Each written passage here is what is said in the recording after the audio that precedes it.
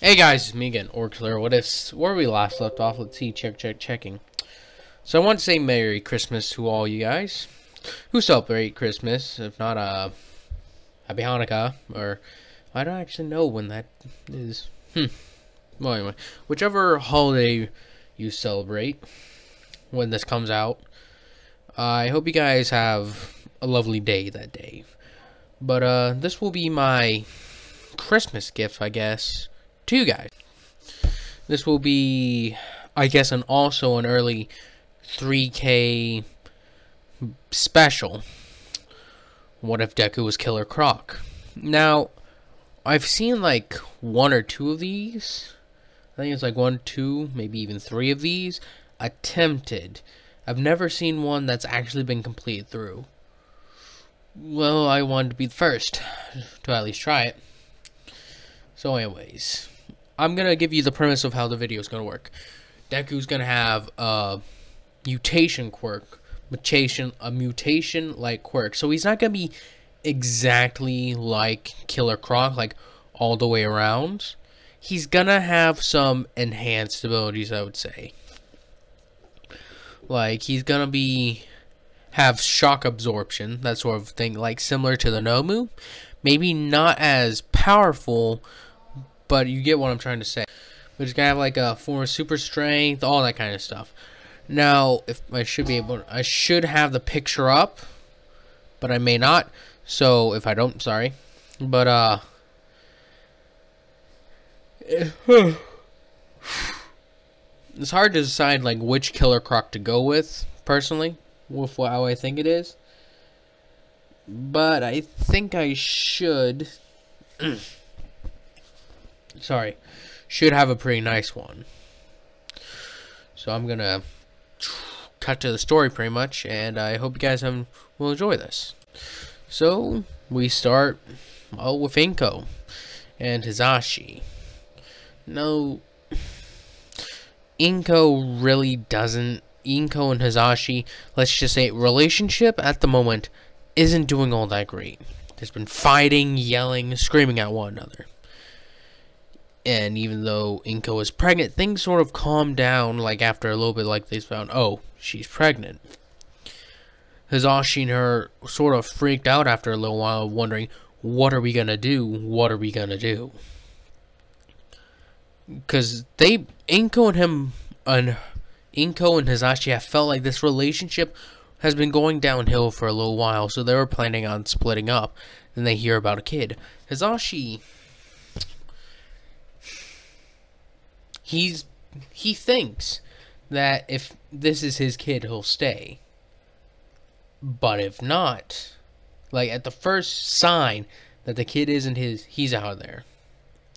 He wants to just peel out and not look back. Then you got Inko, who's freaking out, who thinks, crap, that this relationship with Hizashi hasn't been going well. She knows how he's probably going to think. He's going to be looking for every little excuse to say this kid ain't his. And so she realizes that, and she's like, I haven't been with anyone else. I know this is his kid. As then you like skip to a few months later, or like almost a year later, where Deku is born. And when he comes out, he does not look anything like Hizashi or Inko. He's scaly, has like a claws, or at least something look like sharper nails, and very, very sharp teeth, just for being born. And his eyes are like a piercing color. And his skull isn't really the entirety shaped like a human. As Hizashi's like, looks at it, he's like, that ain't my kid, and he just leaves. Inko and him never really got married. They were just more or less dating. And Hizashi wasn't going to marry unless the kid was actually his. And now that looks like, as Deku looks like this, he just leaves. He, like, puts everything away and flies out of the country. Yes, Hizashi's a pretty bad guy in this. He goes all the way to America. Where was I? Ah, yes. Hizashi dips out of the country. He's like, yeah, no, this is not my kid. I'm out. as Inko hears about this, and the doctors are looking at her like, do you have the person of the actual father? As she's like, this was a very difficult birth, I would say, for her, since, and Deku's like bigger than a normal baby, like quite a bit bigger. Like, let's give him an estimated weight. He's also like pretty, as you'd call it, muscular, just from right off the bat, since, well, he's pretty much part crocodile, so just imagine that. But as Inko's going through all this, like, Hisashi's gone, they got nobody else, they're trying to figure out what to do, or she's trying to figure out what she's got to do. She's got this kid, she has no idea how to raise him. Her parents don't talk to her since she ran off with Hisashi. Another thing is that her parents, like, they did not like Hisashi whatsoever. But Inko, as she would put it, was young and dumb. So she ran off with them.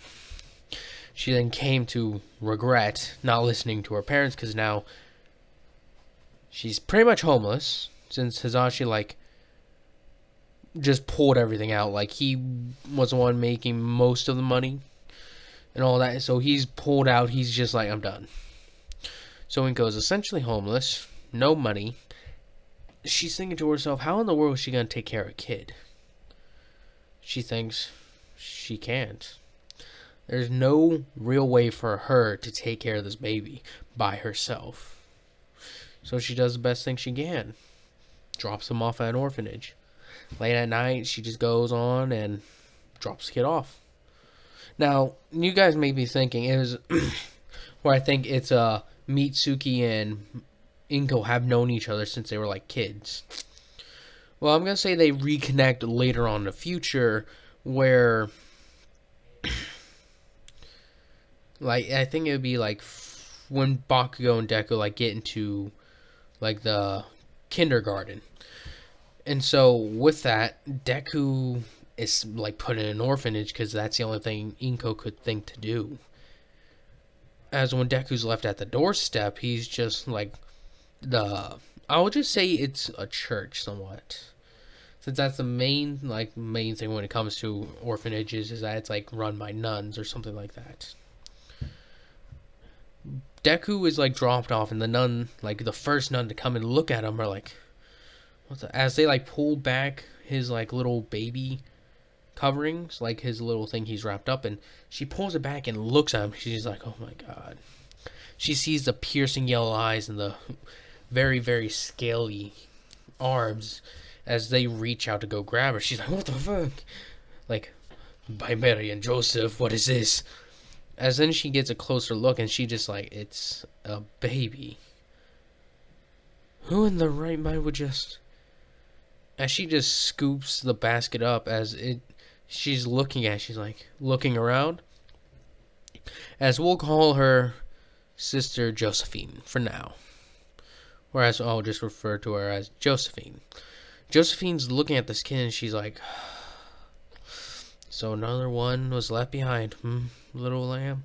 And she's like, puts her finger down, like sort of rubs his cheek a little bit, and he like sort of giggles at that, and she's like, you may be kind of scared to look at, little one, but don't worry, I'll look after you. As she picks him up and brings him inside, as she like calls to the other like caretakers of the orphanage, as it's like, excuse me, ma'am. As they're like, yes, Josephine, what is it? As they're like praying, she's like, I found someone left another gift to us. As they're like, what do you mean? As they turn around and see she's holding a basket, as some of the sisters do like kids, and so they like come rushing over, like, oh, let's see it a little, as they're like unnerved by looking at him. It's like, what the fuck? That baby ain't normal. As one of them points out, as she's like, I understand that. They're like, what do you want? We're already exceeding capacity as it is, Sister Josephine. We can't take on another burden, especially an infant, as it like can feel like as Deku can feel that negative energy coming off, and so he starts to like kind of whine, and like Josephine's doing the best to keep him calm. It's like, shh, it's okay, little one, it's okay. And she's just doing like a motherly hum, like as she's trying to remember something that she listened to, but she can only think of a song that's been playing since All Might's been around, since it's like one of his theme songs that people have come up with. I think it's the you Can Run thing, but I can't remember the theme. But she's just like starts humming that. Maybe not as fast paced, maybe a bit slower, but you get the point. She's humming that nice little melody. Deku like calms down and is eventually falling asleep. Josephine knows they can't keep the kid, so she prepares to say that there has been another thing at a different orphanage, a little bit a ways away for her that she could take the kid to. As for like, Josephine, she's like, trust me, I think it's a good idea. Plus, you've been wanting me to go like travel around to different areas, right? Just think of this as one of my stops. As the head nun, I guess you could say, is thinking about and weighing the options in her head, she's like, you always gotta be so difficult, right, Josephine? She's like, sorry, sister. It's like, no, it's understandable. She's rubbing her forehead. She's like, I'll call the other church. They're not like our church. They're not like our orphanage where they're run by nuns. They just got caretakers at that point. Anyways, as Deku's going on, as we got cut over to like a few years later, you got Deku, who was still like around with Josephine. All the other caretakers and kids that are around Deku has grown a bit bigger. Like he's, like I said, 4 years, and let's say Josephine's like 5'7". Deku's like a little bit below her chest, and he's only 4 years old at this point, 4 or 5. So as Deku, like in the beginning, it was hard for Deku. He tried to interact with the kids. He tried to like get along with them, but they all were just freaked out at how he looked, and a lot of them called him a villain. As Deku was like sort of like heartbroken at that when everyone started getting their quirks. A few of the kids like were still waiting for theirs, and I guess you're lucky, Midoriya, huh? I mean, not Midoriya, Deku or Izuku, whatever you wish to call him. As that's what he had on his. He had like a little note that says, "This is Izuku. I couldn't take care of him. Please watch over him." As he's like, yeah, I guess you're right, but everyone seems to call me a villain. As he's like kind of sad at that. As it's like, as they're just quiet after that, because they remember they're some of the ones that call him a villain. First found him. Then he's like, I'm sorry for that burping. Deku says that he's like, I know you guys. I know I look like a freak. As the kids are, it's not that, Deku. It's just that I know. You guys don't have to worry about it. As he just sort of goes and walks away and just goes sits under a tree. He's like, I'm kind of sad that everyone looks at me like a monster. So he's kind of sad at that. He's like, Sister Josephine comes over. He's like, Deku, something wrong? As he's like, oh, nothing, sister, nothing, Josephine. She's like, were the other kids picking on you? He's like, no. It's just that, it's because they're developing their quirks, aren't they? As Deku just looks down, he's like, as she sits down, sort of, she's like, Deku, you can't let everyone else, like, say what you think you are. It's like, I know, but it's just, I know, Deku, it can be hard sometimes.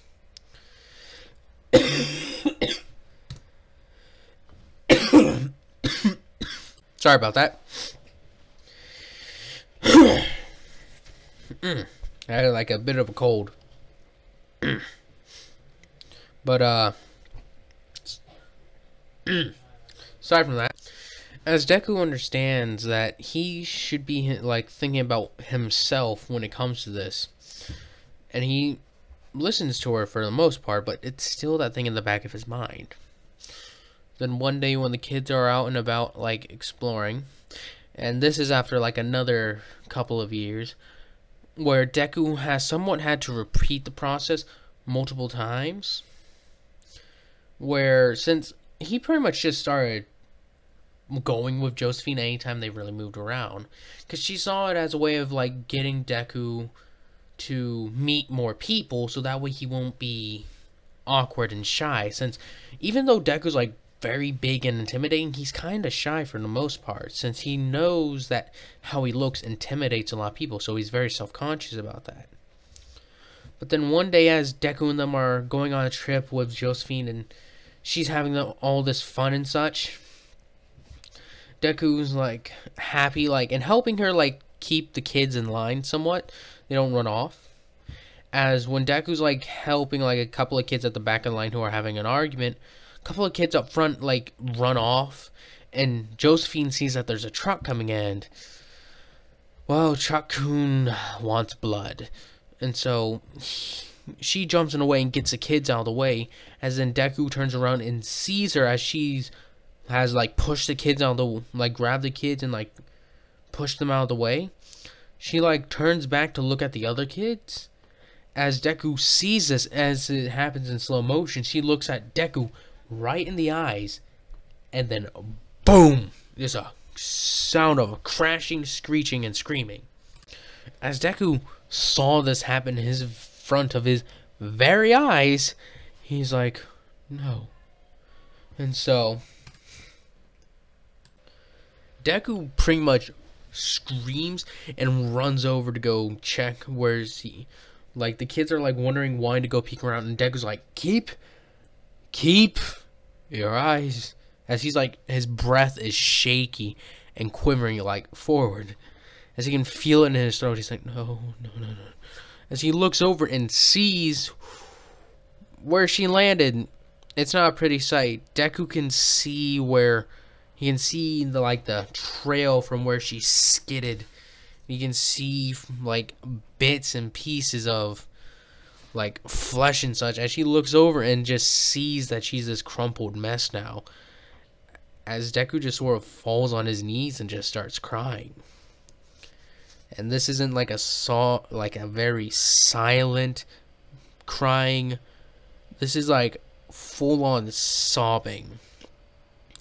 As when the other caretakers of the work of the orphanage arrives, Deku's like, as he's like shocked right now, as the other kids, Deku was so angry at those other kids, so angry that he had to constantly remind them it's not their fault. It's not. As he's breathing to himself, it's not their fault. It's not their fault. As he actually asked the orphanage people that could he leave, like could he just leave like the orphanage, because he doesn't want to be around the kids, because there wasn't just like 1 or 2 or 3, there was like 5 of them, let's say. As Deku says,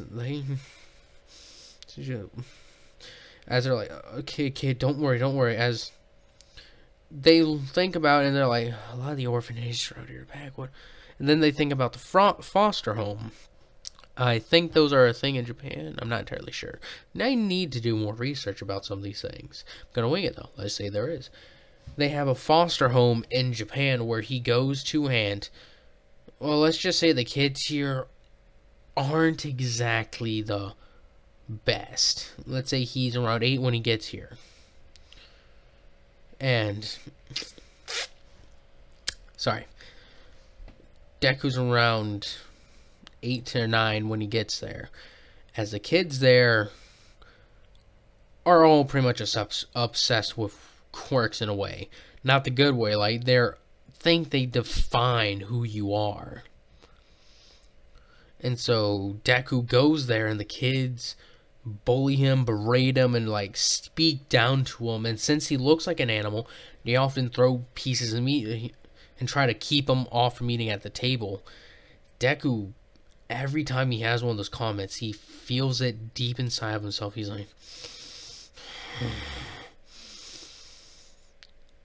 as it just builds up over time. The lady there is somewhat nice, but she isn't really as attentive. She isn't there as much as she needs to be. The older kids rule with an iron fist, you could say, from the top. And the younger ones and middle ones try to push Deku around to get him to do most of the stuff.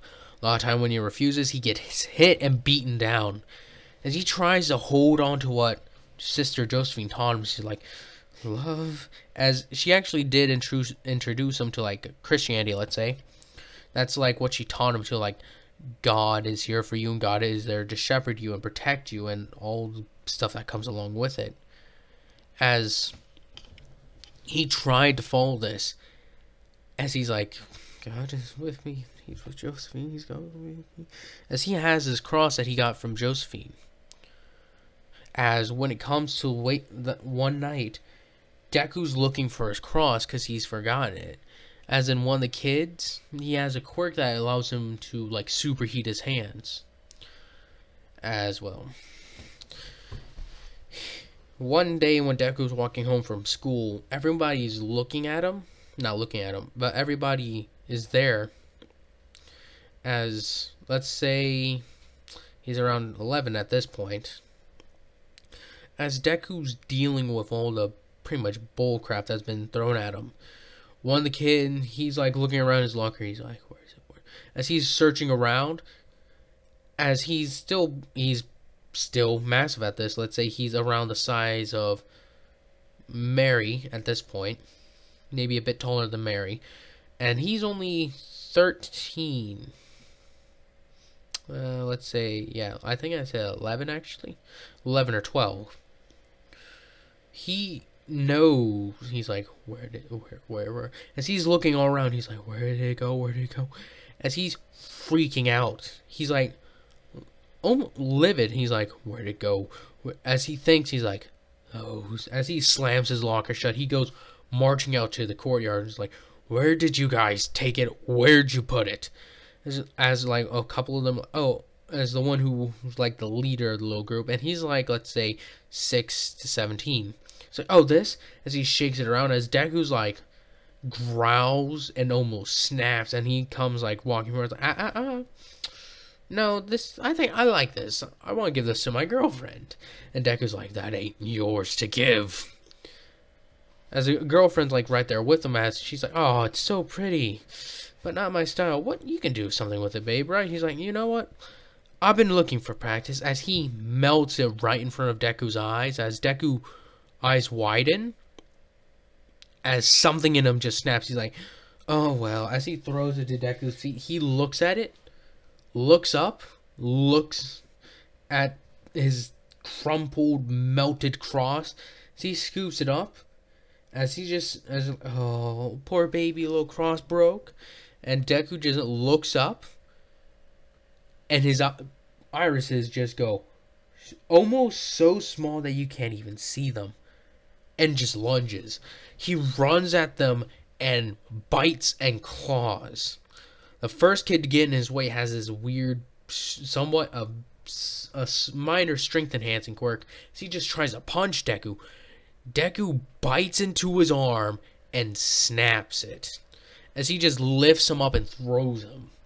Deku then takes his claws that he tries to keep filed, but he just slices it, like uses both his hands and slashes down to the people's faces. Then the girlfriend like goes to try and like get after Deku with like a laser beam port that she uses for her eyes. Deku takes two of his claws and just slashes down her, like, not cutting her eyes, but he gets close to it, as one of them actually gets a little bit damaged. Then you got the final guy where Deku picks him up, slams him into the ground, picks him again, and does it again and again and again, and punches him in the face. To where a couple of pro heroes are called in.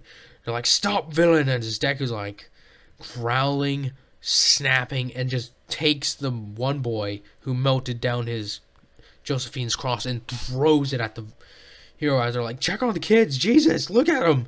As they can see where they're bleeding, he sees where one kid arm is just hanging there limp where there's teeth mark.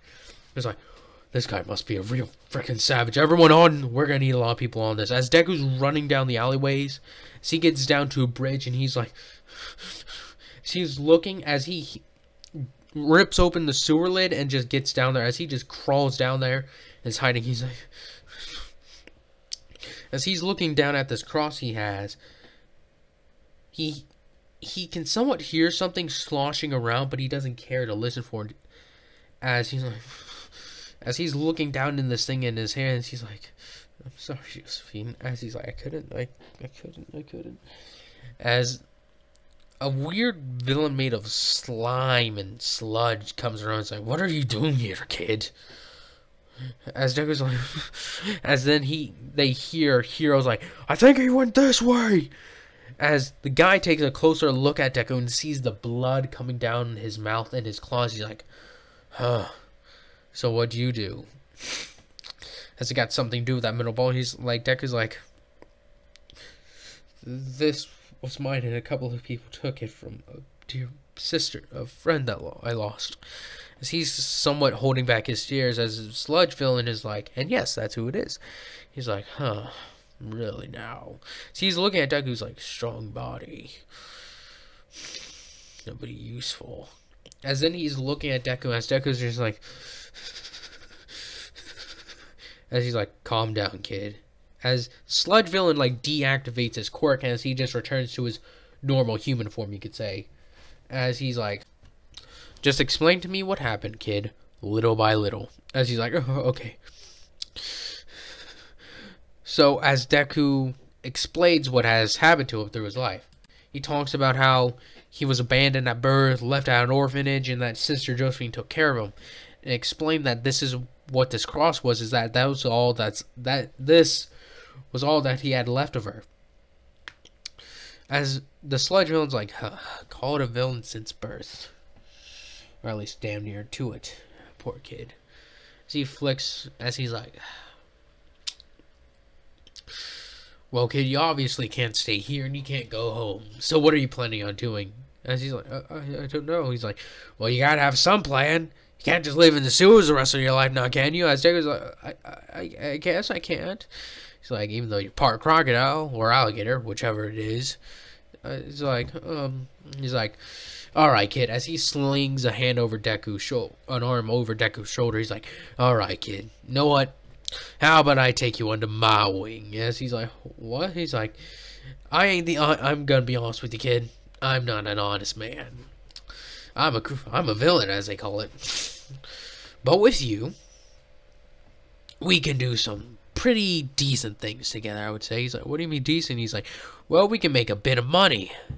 Nothing too big, kid. Not like we're robbing banks and murdering people.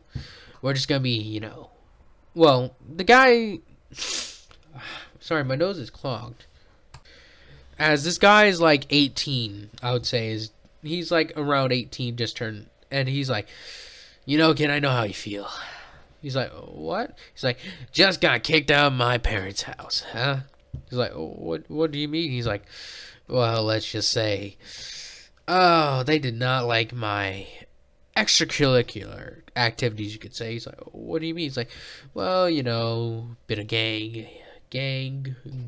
joined a gang here, maybe robbed a store or two. As Deku's like, oh, why are you? He's like, cause kid, I know what it's like having you told you're a villain every goddamn day. But how about you stick with me and I make sure you can make it in this life, kid. As he's like, oh, I don't know. He's like, listen here, kid. You either come with me or you can rot in the sewer. What's your choice? As Deku's like,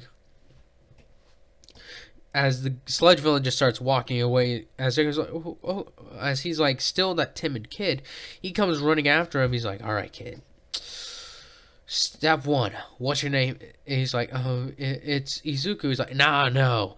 What's gonna be your villain name? He's like, I don't have one. He's like, well, you gotta need one, kid. So how about this? As he's like, stop. Yeah, you look like a crocodile. It sounds like you almost killed. That's it. Killer Croc. That's your name. As he's like, Okay. He's like, what about you? He's like, well,